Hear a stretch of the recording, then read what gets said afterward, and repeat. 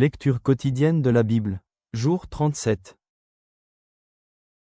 Ancien Testament. Job 38, Job 39, Job 40 sur 1-2. L'Éternel répondit à Job du milieu de la tempête et dit : Qui est celui qui obscurcit mes desseins par des discours sans intelligence ? Saint terrain comme un vaillant homme. Je t'interrogerai, et tu m'instruiras. Où étais-tu quand je fondais la terre ? Dis-le, si tu as de l'intelligence. Qui en a fixé les dimensions, le sais-tu ? Ou qui a étendu sur elle le cordeau ? Sur quoi ces bases sont-elles appuyées ? Ou qui en a posé la pierre angulaire, alors que les étoiles du matin éclataient en chants d'allégresse, et que tous les fils de Dieu poussaient des cris de joie ?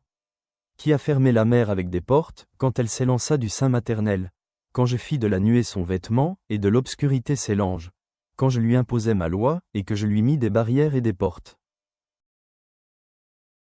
Quand je dis : Tu viendras jusqu'ici, tu n'iras pas au-delà. Ici s'arrêtera l'orgueil de tes flots. Depuis que tu existes, as-tu commandé au matin ? As-tu montré sa place à l'aurore, pour qu'elle saisisse les extrémités de la terre, et que les méchants en soient secoués ? Pour que la terre se transforme comme l'argile qui reçoit une empreinte, et qu'elle soit parée comme d'un vêtement, pour que les méchants soient privés de leur lumière, et que le bras qui se lève soit brisé ? As-tu pénétré jusqu'aux sources de la mer ? T'es-tu promené dans les profondeurs de l'abîme ? Les portes de la mort t'ont-elles été ouvertes ? As-tu vu les portes de l'ombre de la mort ? As-tu embrassé du regard l'étendue de la terre ? Parle, si tu sais toutes ces choses. Où est le chemin qui conduit au séjour de la lumière ? Et les ténèbres, où ont-elles leur demeure ? Peux-tu les saisir à leurs limites, et connaître les sentiers de leur habitation ? Tu le sais, car alors tu étais né, et le nombre de tes jours est grand. Es-tu parvenu jusqu'au amas de neige ? As-tu vu les dépôts de grêle, que je tiens en réserve pour les temps de détresse, pour les jours de guerre et de bataille ? Par quel chemin la lumière se divise-t-elle, et le vent d'Orient se répand-il sur la terre ? Qui a ouvert un passage à la pluie, et tracé la route de l'éclair et du tonnerre ? Pour que la pluie tombe sur une terre sans habitants, sur un désert où il n'y a point d'homme. Pour qu'elle abreuve les lieux solitaires et arides, et qu'elle fasse germer et sortir l'herbe ? La pluie a-t-elle un père ? Qui fait naître les gouttes de la rosée ? Du sein de qui sort la glace, et qui enfante le frimas du ciel, pour que les eaux se cachent comme une pierre, et que la surface de l'abîme soit enchaînée ? Noues-tu les liens des Pléiades, ou détaches-tu les cordages de l'Orion ? Fais-tu paraître en leur temps les signes du zodiaque, et conduis-tu la grande ourse avec ses petits ? Connais-tu les lois du ciel ? Règles-tu son pouvoir sur la terre ? Élèves-tu la voix jusqu'aux nuées, pour appeler à toi des torrents d'eau ? Lances-tu les éclairs ? Partent-ils ? Te disent-ils : Nous voici ? Qui a mis la sagesse dans le cœur, ou qui a donné l'intelligence à l'esprit ? Qui peut avec sagesse compter les nuages, et verser les outres des cieux, pour que la poussière se mette à ruisseler, et que les mottes de terre se collent ensemble ? Chasses-tu la proie pour la lionne, et apaises-tu la faim des lionceaux, quand ils sont couchés dans leur tanière, quand ils sont en embuscade dans leur repère ? Qui prépare au corbeau sa pâture, quand ses petits crient vers Dieu, quand ils sont errants et affamés ? Sais-tu quand les chèvres sauvages font leurs petits ? Observes-tu les biches quand elles mettent bas ? Comptes-tu les mois pendant lesquels elles portent, et connais-tu l'époque où elles enfantent ? Elles se courbent, laissent échapper leur progéniture, et sont délivrées de leur douleur. Leurs petits prennent de la vigueur et grandissent en plein air, ils s'éloignent et ne reviennent plus auprès d'elles. Qui met en liberté l'âne sauvage, et l'affranchit de tout lien ? J'ai fait du désert son habitation, de la terre salée sa demeure. Il se rit du tumulte des villes, il n'entend pas les cris d'un maître. Il parcourt les montagnes pour trouver sa pâture, il est à la recherche de tout ce qui est vert. Le buffle veut-il être à ton service ? Passe-t-il la nuit vers ta crèche ? L'attaches-tu par une corde pour qu'il trace un sillon ? Va-t-il après toi briser les mottes des vallées ? Te reposes-tu sur lui, parce que sa force est grande ? Lui abandonnes-tu le soin de tes travaux ? Te fies-tu à lui pour la rentrée de ta récolte ? Est-ce lui qui doit l'amasser dans ton aire ? L'aile de l'autruche se déploie joyeuse. On dirait l'aile, le plumage de la cigogne. Mais l'autruche abandonne ses œufs à la terre, et les fait chauffer sur la poussière. Elle oublie que le pied peut les écraser, qu'une bête des champs peut les fouler. Elle est dure envers ses petits comme s'ils n'étaient point à elle. Elle ne s'inquiète pas de l'inutilité de son enfantement. Car Dieu lui a refusé la sagesse, il ne lui a pas donné l'intelligence en partage.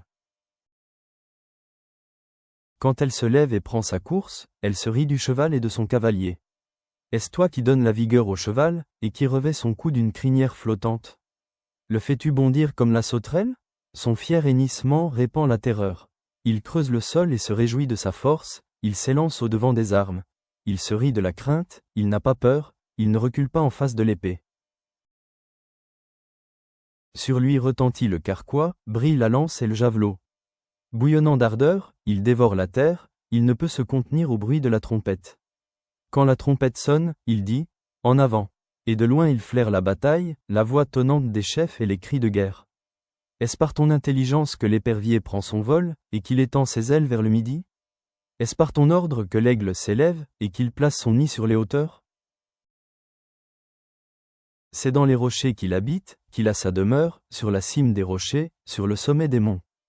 De là il épie sa proie, il plonge au loin les regards. Ses petits boivent le sang, et là où sont des cadavres, l'aigle se trouve. L'Éternel, s'adressant à Job, dit « Celui qui dispute contre le Tout-Puissant est-il convaincu? Celui qui conteste avec Dieu a-t-il une réplique à faire ?» Job répondit à l'Éternel et dit « Voici, je suis trop peu de choses. Que te répliquerai-je?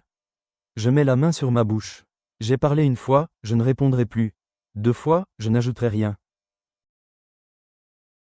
L'Éternel répondit à Job du milieu de la tempête et dit « Saint terrain comme un vaillant homme. Je t'interrogerai, et tu m'instruiras. » L'Éternel répondit à Job du milieu de la tempête et dit « Saint terrain comme un vaillant homme. Je t'interrogerai, et tu m'instruiras. » Nouveau Testament, Matthieu 24 sur 32-51, Matthieu 25 sur 1-13. Instruisez-vous par une comparaison tirée du figuier. Dès que ses branches deviennent tendres, et que les feuilles poussent, vous connaissez que l'été est proche. De même, quand vous verrez toutes ces choses, sachez que le Fils de l'homme est proche, à la porte. Je vous le dis en vérité, cette génération ne passera point, que tout cela n'arrive. Le ciel et la terre passeront, mais mes paroles ne passeront point. Instruisez-vous par une comparaison tirée du figuier. Dès que ses branches deviennent tendres, et que les feuilles poussent, vous connaissez que l'été est proche. De même, quand vous verrez toutes ces choses, sachez que le Fils de l'homme est proche, à la porte. Je vous le dis en vérité, cette génération ne passera point, que tout cela n'arrive. Le ciel et la terre passeront, mais mes paroles ne passeront point. Pour ce qui est du jour et de l'heure, personne ne le sait, ni les anges des cieux, ni le Fils, mais le Père seul. Ce qui arriva du temps de Noé arrivera de même à l'avènement du Fils de l'homme. Car, dans les jours qui précédèrent le déluge, les hommes mangeaient et buvaient, se mariaient et mariaient leurs enfants, jusqu'au jour où Noé entra dans l'arche. Et ils ne se doutèrent de rien, jusqu'à ce que le déluge vînt et les emporta tous. Il en sera de même à l'avènement du Fils de l'homme. Alors, de 2 hommes qui seront dans un champ, l'un sera pris et l'autre laissé. De 2 femmes qui moudront à la meule, l'une sera prise et l'autre laissée. Veillez donc, puisque vous ne savez pas quel jour votre Seigneur viendra. Sachez-le bien, si le maître de la maison savait à quelle veille de la nuit le voleur doit venir, il veillerait et ne laisserait pas percer sa maison. C'est pourquoi, vous aussi, tenez-vous prêts, car le Fils de l'homme viendra à l'heure où vous n'y penserez pas. Quel est donc le serviteur fidèle et prudent, que son maître a établi sur ses gens, pour leur donner la nourriture au temps convenable?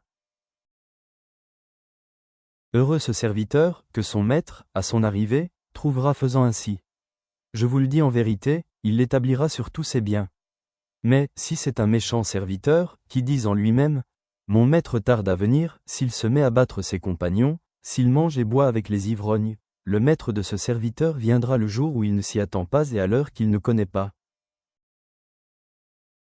Il le mettra en pièces, et lui donnera sa part avec les hypocrites. C'est là qu'il y aura des pleurs et des grincements de dents. Alors le royaume des cieux sera semblable à 10 vierges qui, ayant pris leur lampe, allèrent à la rencontre de l'époux. 5 d'entre elles étaient folles, et 5 sages. Les folles, en prenant leur lampe, ne prirent point d'huile avec elles, mais les sages prirent, avec leur lampe, de l'huile dans des vases. Comme l'époux tardait, toutes s'assoupirent et s'endormirent. Au milieu de la nuit, on cria « Voici l'époux, allez à sa rencontre !» Alors toutes ces vierges se réveillèrent, et préparèrent leurs lampes. Les folles dirent aux sages, « Donnez-nous de votre huile, car nos lampes s'éteignent. » Les sages répondirent, « Non, il n'y en aurait pas assez pour nous et pour vous. allez plutôt chez ceux qui en vendent et achetez-en pour vous. Pendant qu'elles allaient en acheter, l'époux arriva. Celles qui étaient prêtes entrèrent avec lui dans la salle des noces, et la porte fut fermée. Plus tard, les autres vierges vinrent, et dirent, Seigneur, Seigneur, ouvre-nous. Mais il répondit, Je vous le dis en vérité, je ne vous connais pas. Veillez donc, puisque vous ne savez ni le jour, ni l'heure. Plus tard, les autres vierges vinrent, et dirent, Seigneur, Seigneur, ouvre-nous. Mais il répondit, Je vous le dis en vérité, je ne vous connais pas. Veillez donc, puisque vous ne savez ni le jour, ni l'heure. Psaume 18 sur 37-42. Tu élargis le chemin sous mes pas, et mes pieds ne chancellent point. Je poursuis mes ennemis, je les atteins, et je ne reviens pas avant de les avoir anéantis. Je les brise, et ils ne peuvent se relever, ils tombent sous mes pieds. Tu me ceins de force pour le combat, tu fais plier sous moi mes adversaires. Tu élargis le chemin sous mes pas, et mes pieds ne chancellent point. Je poursuis mes ennemis, je les atteins, et je ne reviens pas avant de les avoir anéantis. Je les brise, et ils ne peuvent se relever, ils tombent sous mes pieds. Tu me ceins de force pour le combat, tu fais plier sous moi mes adversaires. Tu fais tourner le dos à mes ennemis devant moi, et j'extermine ceux qui me haïssent. Ils crient, et personne pour les sauver. Ils crient à l'Éternel, et il ne leur répond pas. Tu fais tourner le dos à mes ennemis devant moi, et j'extermine ceux qui me haïssent. Ils crient, et personne pour les sauver. Ils crient à l'Éternel, et il ne leur répond pas. Père miséricordieux, nous te remercions d'avoir établi des limites qui nous protègent et nous guident vers une vie abondante. En écoutant la parabole du semeur et l'enseignement de Jésus sur la famille spirituelle, aide-nous à être une bonne terre qui reçoit ta parole et porte beaucoup de fruits. Donne-nous des oreilles pour entendre et des yeux pour voir la vérité que tu nous révèles. Puissions-nous accomplir ta volonté avec joie et vivre comme membres de ta maison, unis par l'amour et un même dessein.